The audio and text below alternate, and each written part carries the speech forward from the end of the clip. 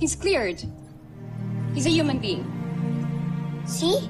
Kaya tama lang na tinulungan ko siya. Tama yun, best friend. Kapag may taong nangangailangan ng tulong, kailangan natin tulungan.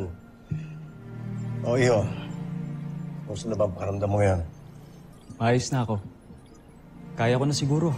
Aalis na ako dito dahil ayoko pang storbohin kayong lahat. Maraming salamat sa inyong lahat. Lalo na sa'yo. Utang ko sa'yo ang buhay ko, Little John.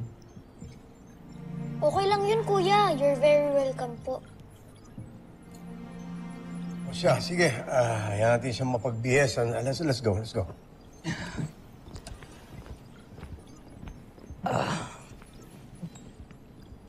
Doc! Doc! Relax your head. Let me check.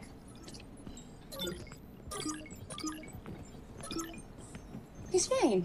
He's just probably tired from his ordeal. Siguro maayos kalagayan mo, Manuel. Siguro, magpahinga ka muna dito bago ka umalis. Dr. Smith, okay lang ho ba yun? Bakit dito pa? Pwede naman siyang ihatid sa ibang ospital sa mainland, ah. Eh, ospital lang din naman to, ah. Tama si Little John, Mark. Di naman siya kalaban eh. Saka nakita naman din na tao siya, so wala naman tayong dapat ipag-worry. Anong wala? Alalahanin mo nga, Jenny. Tao rin ang nagtangka sa'yo dati. Di ako masamang tao. Hindi lang ako nanghihina, alis na talaga ako dito. Wala. You stay. At least man lang overnight. Siguro by tomorrow, you'll feel much better. Pero meron kang dapat sundin na protocol. Importante. Hanggang nandito ka sa medical bay, hindi ka pwedeng umalis ng kwarto mo. Is that understood? Maraming salamat. Sige. Let's go.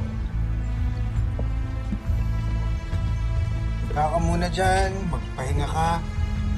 Palakas. Rest well, Kuya Manuel.